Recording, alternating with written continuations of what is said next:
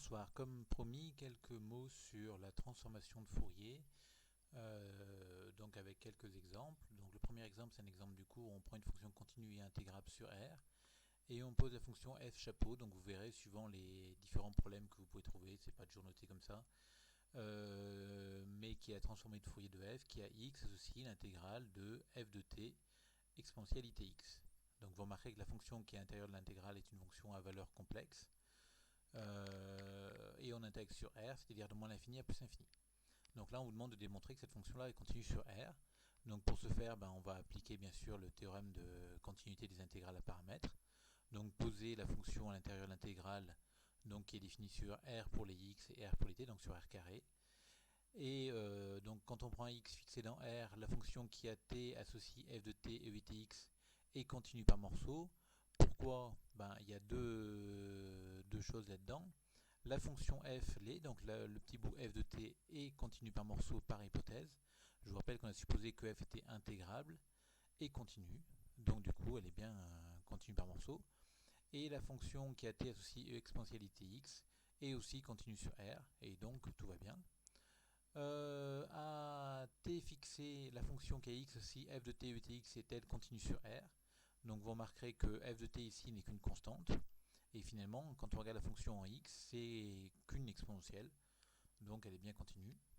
Et enfin, quand on veut majorer le module de f de t et exponentialité x, donc l'hypothèse de domination, exponentialité x c'est quelque chose de module 1. Donc en fait c'est inférieur ou égal, mais c'est même égal à f de t en module.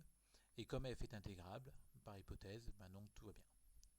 Donc on peut appliquer notre théorème de continuité des intégrales à paramètres qui nous dit que f chapeau est bien continu sur R. Alors ça c'est une hypothèse basique, on suppose juste que f est continu, vous remarquez d'ailleurs qu'on pourrait supposer uniquement continu par morceau, et donc uniquement intégrable sur R. Après on peut avoir tout un tas d'autres hypothèses plus ou moins complexes, mais une des hypothèses classiques qu'on peut avoir c'est de supposer que f et la fonction qui a t aussi tf de t sont intégrables sur R. Et dans ce cas-là, on peut démontrer que la fonction f chapeau, donc la même que précédemment, va être de classe cette fois-ci C1 sur R. Donc pareil, pour faire ça, on applique encore une fois le théorème de dérivation. Enfin, encore une fois, on applique cette fois-ci le théorème de dérivation des intégrales à paramètres. Donc en posant la fonction g, pareil, la fonction qu'on intègre. On doit vérifier dans un premier temps que à x fixé, la fonction qui a t associe g de xt, c'est-à-dire f de t exponentialité x, est continue par morceau, pas de problème. Et de plus, on doit vérifier qu'elle est intégrable. Donc encore une fois, quand on regarde cette fonction-là, f de t exponentialité x, donc g de xt, c'est en module le même que f de t. Encore une fois, toujours pareil, le module de l'exponentialité x est 1. Et du coup, quand on veut calculer l'intégrale de la valeur du module de g de xt, on se retrouve avec l'intégrale du module de f de t. Et cette intégrale-là est convergente parce qu'on a supposé que f était intégrable. Donc pas de problème, cette fonction est intégrable. Enfin, on doit maintenant vérifier qu'à t fixé, la fonction qui a x, si f de t exponentialité x, est de classe C1 sur R. Encore une fois, vous remarquez que le f de t ici, pas de problème, c'est une constante, parce qu'on a fixé un t. Et donc quand x varie, finalement c'est qu'une exponentielle fois une constante, donc ça va bien être de classe C1. Et on peut calculer facilement la dérivée par rapport à x, donc ça fait apparaître un t devant, enfin un it devant. Cette fonction elle est continue par morceau sur R parce que f l'est, encore une fois. Et du coup, pour l'hypothèse de domination, donc on prend xt quelconque dans R2 et on veut majorer cette dérivée partielle. Donc en fait, quand on regarde encore une fois le module, i c'est le module 1, exponentialité x c'est le module 1.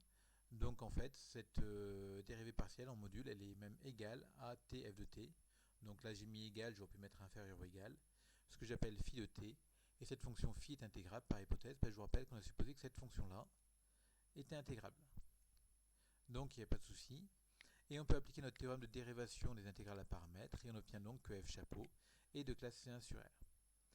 Comme vous voyez ici assez facilement, j'imagine que si on voulait démontrer qu'elle était de classe C2 cette fonction, on devrait calculer aussi la dérivée seconde. Et qu'est-ce qu'il y aurait de différence par rapport à cette dérivée-là? Il y aurait un it en plus devant. Donc on se retrouverait avec moins t carré. Et pour que cette fonction-là soit... qu'on puisse la majorer par une fonction intégrable, il faudrait supposer que l'intégrale, par exemple, que l'intégrale de t carré f de t, que t carré f de t soit intégrable.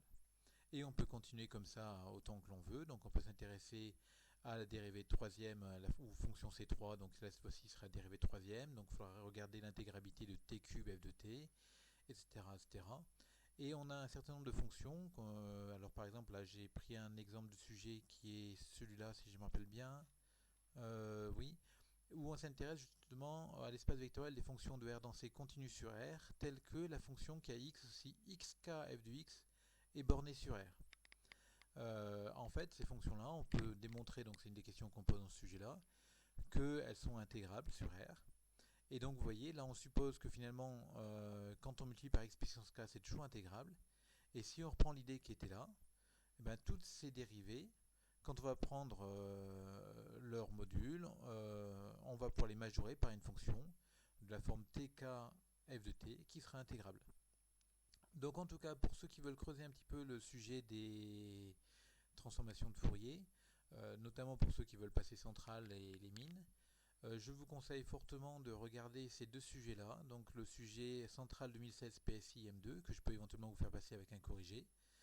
Donc c'est un sujet qui est assez complet, qui reprend pas mal de choses là-dessus.